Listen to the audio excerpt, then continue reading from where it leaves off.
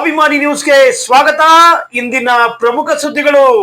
ಅಧಿಕಾರದಲ್ಲಿರುವ ರಾಜಕಾರಣಿಗಳ ಚೇಲಾಗಳಿಂದ ಸಾಗರದ ವಿವಿಧೆಡೆ ಭೂ ಅಕ್ರಮ, ಕೊಟ್ಟಿ ದಾಖಲೆ ಸೃಷ್ಟಿಸಿ ಭೂಮಿ ಹೊಡೆಯುವ ಹುನ್ನಾರ, ಮಾಜಿ ಸಚಿವ ಹರತಾಳು ಹಾಲಪ್ಪ ಗಂಭೀರ ಆರೋಪ.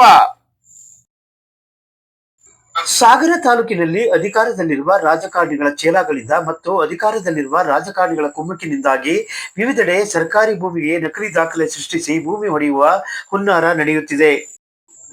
ಈಗಾಗಲೇ ಸಾಗರ ತಾಲೂಕಿನ ಮಂಕೋಡು ಗ್ರಾಮದ ಸರ್ವೆ ನಂಬರ್ 12ರಲ್ಲಿ 16 ಎಕರೆ ಭೂಮಿ ಕೊಟ್ಟಿ ದಾಖಲೆ ಸೃಷ್ಟಿಸಿರುವ ಬಗ್ಗೆ ಲೋಕಾಯುಕ್ತರು ಸುಮೋಟೋ ಕೇಸ್ ದಾಖಲಿಸಿದ್ದಾರೆ. ಇದೇ ರೀತಿ ಬಳಗೋಡು, ಮಳ್ಳ, ಬಳಸಗೋಡು ಗ್ರಾಮಗಳಲ್ಲಿ ನಕಲಿ ದಾಖಲೆ ಸೃಷ್ಟಿಸಿ ಭೂಮಿ ಹೊಡೆಯುವ ಹುನ್ನಾರ ನಡೆಯುತ್ತಿದೆ. ಇದರ ಹಿಂದೆ ಸಾಗರ ತಹಸೀಲ್ದಾರ್ ಸೇರಿದಂತೆ ಹಲವು ಅಧಿಕಾರಿಗಳು ಕೈಜೋಡಿಸಿರುವ ಬಗ್ಗೆ ಅನುಮಾನ ವ್ಯಕ್ತವಾಗುತ್ತಿದೆ ಎಂದು ಮಾಜಿ ಸಚಿವ ಹರತಾಳು ಹಾಲಪ್ಪ ಪತ್ರಿಕಾಗೋಷ್ಠಿಯಲ್ಲಿ ಆರೋಪಿಸಿದ್ದಾರೆ. ಮಂಕೋಡು ಸರ್ವೆ ನಂಬರ್ 12ರಲ್ಲಿ 16 ಎಕರೆ ಜಮೀನಿಗೆ ಸಂಬಂಧಪಟ್ಟಂತೆ ನಕಲಿ ದಾಖಲೆಗಳ ಸೃಷ್ಟಿಯಾಗಿದೆ. ಇದರ ಹಿಂದೆ ಭೂ ಕಳ್ಳರು ಮತ್ತು ಭೂ ಮಾಫಿಯರು, ರಾಜಕಾರಣಿಗಳ ಅಧಿಕಾರದಲ್ಲಿರುವ ಚೇಲಾಗಳು, ಅಧಿಕಾರದಲ್ಲಿರೋರ ಸಹಕಾರದೊಂದಿಗೆ ಅಧಿಕಾರಿಗಳು ಕೂಟ ಇದನ್ನೆಲ್ಲ ಮಾಡ್ತಾ ಇದ್ದಾರೆ. ಅದಲ್ಲದೆ ಸರ್ವೆ ನಂಬರ್ 13 ಒಳಗೋಡಿನ 10 ಎಕರೆ ಜಮೀನಿಗೆ ನಕಲಿ ದಾಖಲೆ ಸೃಷ್ಟಿಯಾಗಿದೆ. ಅದೇ ರೀತಿ ಮಳ್ಳ ಗ್ರಾಮದಲ್ಲಿ ಸರ್ವೆ ನಂಬರ್ 79 ಮತ್ತು 80 2 ನಂಬರಲ್ಲಿ 6 ಎಕರೆ ದಾಖಲೆ ಸೃಷ್ಟಿಯಾಗಿದೆ.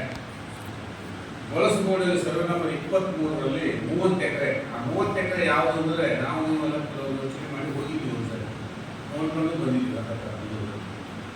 ಒಂದು ಎಡಭಾಗದಲ್ಲಿರ್ತಕ್ಕಂಥದ್ದನ್ನ ಇದ್ದಿದ್ದು ಕೊಟ್ಟಿವಿ ವಂಚನಿಕೆಗೆ, ಬಲಭಾಗದಲ್ಲಿರ್ತಕ್ಕಂಥದ್ದನ್ನ ಒಂದು ಸುಸಜ್ಜಿತವಾದ ಇನ್ನೊಂದು 3 ವರ್ಷಕ್ಕೆ ಆಗಂತ ಒಂದು ಆಸ್ಪತ್ರೆಗೆ ಜಾಗ 30 ಎಕರೆ, ಸಾಧ್ಯವಾದ ಮುಂದೆ ಯಾವ ಪುಣ್ಯಾತ್ಮ ಒಂದು ಮೆಡಿಕಲ್ ಕಾಲೇಜು ಅದು ಮಾಡಬೇಕಾದ್ರೆ ಅದಕ್ಕಾಗಿ ಜಾಗ ಮಾಡೋಣ ಅಂತ ಚರ್ಚೆನೂ ಮಾಡಿದ್ವಿ. ನಿಮ್ಮಲ್ಲಿ ಕೆಲವರೆಲ್ಲ ಸ್ಥಳಕ್ಕೂ ಬಂದಿದ್ದು ನನಗೆ ನೆನಪಿದೆ. ಆ ಜಾಗಕ್ಕೆ ನಕಲಿ ದಾಖಲೆಗಳು ಸೃಷ್ಟಿಯಾಗ್ತಾ ಇದೆ. ಇದ್ರ ಹಿಂದೆ ಈಗ ಅಧಿಕಾರದಲ್ಲಿರ್ತಕ್ಕಂಥ ರಾಜಕಾರಣಿಗಳು ಮತ್ತು ಈ ಭೂ ಮಾಫಿಯರು, ನೌಕರರ ಒಂದು ವ್ಯವಸ್ಥಿತ ಕೂಟ ರಚನೆಯಾಗಿ ಭೂಮಿ ಕಬಳಿಸ್ತಕ್ಕಂಥ ಕೆಲಸ ನಡೀತಾರೆ. ಅದಕ್ಕೆ ತಮ್ಮ ಸಹಕಾರವನ್ನು ಕೇಳ್ತೇನೆ ಮತ್ತು ತಾವು ಸಾಕಷ್ಟು ಪ್ರಚಾರ ಕೊಟ್ಟಿದ್ದೀರಿ. ಪ್ರಜಾಪ್ರಭುತ್ವದ 4ನೇ ಅಂಗ ಮಾಧ್ಯಮ, ನಿಮ್ಮ ಸಹಕಾರ ಬೇಕು. ನಾನು ಇದನ್ನು ನಮ್ಮ ಪಕ್ಷವೂ ಕೈಗೆತ್ತಿಕೊಳ್ತಿದ್ದೆ ಹೋರಾಟವನ್ನು. ಇದರಲ್ಲಿ ಶಾಮೀಲಾದಂಥ ಈಗಿನ ತಹಶೀಲ್ದಾರ್ ಇದ್ದಾರಲ್ಲ, ಇವರು ಎಲ್ಲರಿಗೂ ಸಲಹೆ ಕೊಡೋರೆ. ಇವರು ಗಟ್ಟಿ ಬಂದು ಕೂಡ ನೋಡೋಣ ಅಂತ ಈಗಿನ ತಹಶೀಲ್ದಾರ್ ಸಲಹೆ ಕೊಡ್ತಾರೆ. ಆಯ್ತು, ಹೀಗೆ ಮಾಡಿ ಅಂತ ಕೊಡೋರೆ ಇವರು.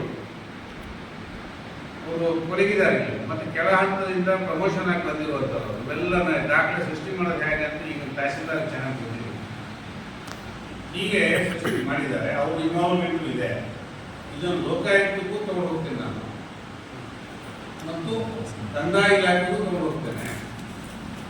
ಕಂದಾಯ ಸಚಿವರಿಗೆ ಕೃಷ್ಣಬೈರೇಗೌಡರು ಭೇಟಿ ಮಾಡ್ತೇನೆ. ಸಾಧ್ಯವಾದ ನಿಯೋಗದೊಂದಿಗೆ ಮತ್ತು ವೈಯಕ್ತಿಕ ಮುಖ್ಯಮಂತ್ರಿಗಳನ್ನು ಕೂಡ ನಾನು ಭೇಟಿ ಮಾಡಿ ಗಮನ ತರ್ತೇನೆ. ತಮ್ಮೆಲ್ಲರ ಸಹಕಾರ ಬೇಕು. ಇದೆಲ್ಲದರ ಹಿಂದೆ ನಮ್ಮ DC, ಒಳ್ಳೆ DC, ನಿಷ್ಕ್ರಿಯ DC ಅಂತ ಕಾಣ್ತದೆ ನೋಡಕ್ಕೆ. ನಾನು ನೆಕ್ಸ್ಟ್ ಭೇಟಿ ಮಾಡಿ ಅದು ಅವರ ನಡವಳಿಕೆಗಳನ್ನು ಮಾಧ್ಯಮದ ಮೂಲಕ ಬೇರೆಯವ್ರ ಮೂಲಕ ತಿಳ್ಕೊಂಡಿದ್ದೀನಿ. ಅವರು ಗೊತ್ತಾದ್ಮೇಲೂ ಸುಮ್ಮನಿರ್ತಾರೆ.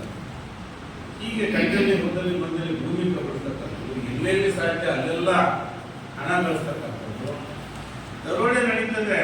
ಕಲ್ಲಿಂದ ಒಂದು ಯಾರೋ ಒಬ್ಬ ವ್ಯಕ್ತಿಯಿಂದ, ಬಾಕಿದೆಲ್ಲ ಸಣ್ಣ ಪುಟ್ಟದ ಲಾಗಾಯ್ತಿಂದ ಅನ್ಕೊಂಡು ಬಂದಿದೆ. ಕಂಡು ಕಾಣ್ತಿದ್ದಂಗೆ ಕಲ್ಲುಗಳು ಅಭಿವೃದ್ಧಿ ಬೇಕು ಜನ್ಬಿಟ್ಟಿಗೆ. ಅದನ್ನು ಲಾರಿಗಳಿಗೆ ಒಂದು ಜೀವನ, ಕ್ಲೀನರಿಗೆ ಒಂದು ಜೀವನ, ಕಲ್ಲು ಬೆಳೆಯೋರಿಗೆ ಒಂದು ಜೀವನ, ಕಲ್ಲು ಕೆತ್ತವ್ರಿಗೆ ಒಂದು ಜೀವನ, ಕಲ್ಲು ಮನೆ ಕಟ್ಟೋರಿಗೆ ಸ್ವಲ್ಪ ಕಮ್ಮಿ ದುಡ್ಡಲ್ಲಿ ಇಟ್ಟಿಗೆ, ಹೀಗೆ ಅವನ್ನ ಲಾಗಾಯ್ತಿಂದ ನಡ್ಕೊಂಡು ಅದಕ್ಕೆ ಡಿಸ್ಟರ್ಬ್ ಮಾಡೋಕ್ಕೆ ಹೊರಟಿದ್ದಾರೆ. ಯಾರೋ ಒಬ್ಬ ವ್ಯಕ್ತಿ ಹೋಗಿ ಸರ್ಕಾರದ 20 ಎಕರೆ ಹೋಗಿ ಹೋಲಿಸಿ ಬಡ್ದು ಎಲ್ಲ ಮಾಡಿ ಅವನ ಮೂಲಕ ಆ ರಾಜಕಾರಣಿ, ಅಂಥ ರಾಜಕಾರಣಿಗಳ ಮೂಲಕ ಈ ಪರಂಪರಾಗತ ಮಾಡ್ಕೊಂಡು ಬಂದಿದ್ದಲ್ಲ, ಇವರಿಗೂ ತೊಂದರೆ. ಅಂಥದ್ದೆಲ್ಲ ನೋಡಿಕೊಂಡು ಈ DC ಕಣ್ಣು ಮುಚ್ಕೊಂಡಿದ್ದಾನೆ. ಯಾವುದೋ ಒಬ್ಬ ವ್ಯಕ್ತಿಗೆ ಸಂಬಂಧಪಟ್ಟಾಗೆ ಅಷ್ಟೆಲ್ಲ ಊರ್ತಿ ಹಾಳು ಮಾಡಿ ಅರಣ್ಯ ನಾಶ ಮಾಡಿದ್ರು ಈ DC, CCF, DF ಕಣ್ಣು ಮುಚ್ಚಿದ್ದಾರೆ. ನಿಮ್ಮನೆ ಹಿಟ್ಲಾಗಿರೋ ಒಂದು ಮರ ಕಡಿದ್ರು ನಾನು ಹಂಗೆ ಬರ್ತಾನೆ, ನನ್ನ ಪರ್ಮಿಷನ್ ಇಂದ ಹೆಂಗೆ ಕಡಿದ್ರೆ ಅಂತ DF ಫಾರೆಸ್ಟ್ ಬರ್ತಾರೆ. ನಿಮ್ಮನೆ ಹಿಟ್ಲಾಗಿ ನೀವು ಸಾಕೊಂಡಿದ್ದು ಕಡಿಯೋಂಗಿಲ್ಲ, ಮತ್ತೆ ಅಲ್ಲೇ ಕಡಿಯಕ್ಕೆ ಬಿಡ್ತಾರೆ. ಇಲ್ಲ, ನಮ್ದಲ್ಲ ಭೂಮಿ ಅಂತ ನೀವು DF, ನಮ್ದಲ್ಲ ಭೂಮಿ ಅದು ರೆವಿನ್ಯೂ ಭೂಮಿ, ಅವ್ರು ನೋಡ್ಕೊಂಡು ನಮ್ಮನೆ ಹಿಟ್ಲಾಗಿರೋದು ಅಂತ ಆಡಳಿತ ನಡೀತಾ ಇದೆ ಈ ತಾಲೂಕಿನಲ್ಲಿ.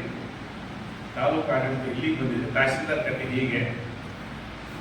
ಈ ಭೂಮಿ ಬಗ್ಗೆ ಈ ಸಲ ಮುಗಿದೋಗಿರೋದು ಪುಣ್ಯಾತ್ಮ ಯಾರೋ AS ಪ್ರೊಫೆಷನರಿ ಹೊಸ IAS ಆಫೀಸರ್ ಬಂದಿದ್ದು, ಅವನಿಂದ ನಿಂತಿದ್ದು ಇದು ಭಾಳ ಜನ ಗೊತ್ತಿಲ್ಲ. ಅವ ಹೇಳಿದ್ದು ಪೆಂಡಿಂಗ್ ಮಾಡಿ ನಿಲ್ಲಿಸಿದ, ಮೊನ್ನೆ ಮದುವೆ ಮಾಡ್ಕೊಂಡು ಈಗ ಆಯ್ತು ಪ್ರಮೋಷನ್ ಆಗ್ತದೆ, ಟ್ರಾನ್ಸ್ಫರ್ ಆಗ್ತದೆ. ಈಗ ಚಾರ್ಜ್ ಕೊಟ್ಟಿರೋದು ಯಾರಿಗೆ ಗೊತ್ತಾ? ಹೊಸನಗರ ತಹಶೀಲ್ದಾರ್ AC ಇನ್ಚಾರ್ಜ್ ಅವ್ರ ಬಗ್ಗೆ ಹೊಸನಗರದ ಕೇಳಿ ಹೇಳ್ತಾರೆ. ಅದು ಆಮೇಲೆ ಹೇಳ್ತೀನಿ ಮುಂದಿನ ವಾರ ಹೊಸನಗರದಲ್ಲಿ. ಮತ್ತೊಂದು, ಈ ಲಾಂಚ್ಗೆ ಒಲೆ ಬಾಗಿಲಿದೆ, ಅಲ್ಲೂ ಟೆಂಡರ್ ಕರೀತಾರೆ. ನಾವು ಇದ್ದಾಗಲೂ ಇತ್ತು, ನಾನು ಅದು ಟೆಂಡರ್ ಬೇಡ ಅಂತ ನಿಲ್ಲಿಸಿದ್ದೆ. ಇವಾಗ ಜನ ಯಾವುದೋ ಒಂದು ಬೇಕಾಗಿ ದೇವಸ್ಥಾನ ನೋಡಕ್ಕೆ ಒಳ್ಳೆ ನೋಡಕ್ಕೆ ಬರ್ತಾರೆ, ಅವ್ರ ಹತ್ರ ಎಂತ ವಸೂಲು ಮಾಡೋದು. ಟೆಂಡರ್ ಆದ್ಮೇಲೆ ಮತ್ತೆ ಟೆಂಡರ್ ಮಾಡಕ್ಕೆ ಬಿಟ್ಟಿಲ್ಲ, ಕಾಟನ್ ಪೊಲೀಸರು ಹಾಕಿ ಇಲಾಖೆ ಮಾಡಲಿಲ್ಲಪ್ಪ ಅಂತ ಬಿಟ್ಟಿದ್ವಿ. ವಸೂಲಿ ಆಗೋದು ಬೇಡ.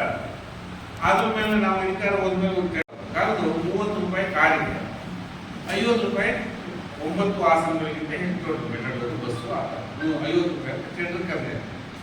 ಈಗ 100 ರೂಪಾಯಿ ತಗೊಳ್ತಾ ಇದ್ದಾರೆ ಇಲ್ಲಿದೆ ನೋಡಿ. ಯಾವುದೇ ವಾಹನ ಬಂದು 100 ರೂಪಾಯಿ ದರೋಡೆ.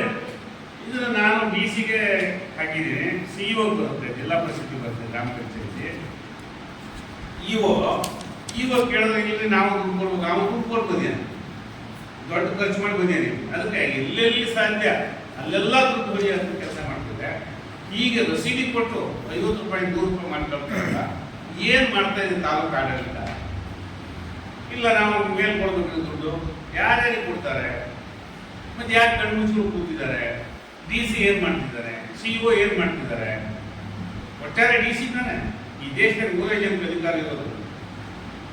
PM, CM, DM ಅಂದರೆ DC. DM ಅಂದರೆ ಏನು ಮಾಡ್ತಾರೆ? ಒಳ್ಳೆಯವರಾಗಿದ್ಬಿಟ್ರೆ ಸಾಕ, ನಿಷ್ಕ್ರಿಯ ಆಗಿಬಿಟ್ರೆ ಹಿಂಗೆಲ್ಲ ದುರುಪಯೋಗ ಆಗ್ತಾ ಇದೆ, ದರೋಡೆ ಆಗ್ತಾ ಇದೆ.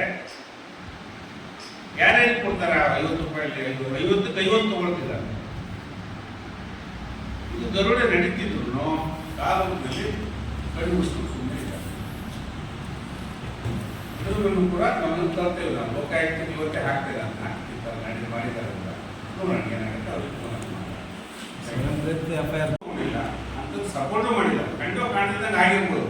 ಈಗ ಕಂಡೇ ನಡೀತಾ ಇದೆಯಲ್ಲ, ನೇರವಾಗಿ ನಡೀತಾ ಇದೆ. ಅದಕ್ಕಾಗಿ ಹೊಡೆದಾಟಗಳು ನಡೀತಾ ಇದೆ, ಅದಕ್ಕಾಗಿ MLA ಆಫೀಸರ್ ಹೊಡೆದಾಟ ನಡೀತಿದೆ, ಅದಕ್ಕಾಗಿ ಆಸ್ಪತ್ರೆ ಹೊಡೆದಾಟ ನಡೀತಾ ಇದೆ, ಅದಕ್ಕಾಗಿ ಹಿಂದೆಲ್ಲೆಲ್ಲೋ ಹೊಡೆದಾಟಗಳು ನಡೀತಿದ್ದಾವೆ. ಈ ದುಡ್ಡಿನ ಹಂಚಿಕೆಗೆ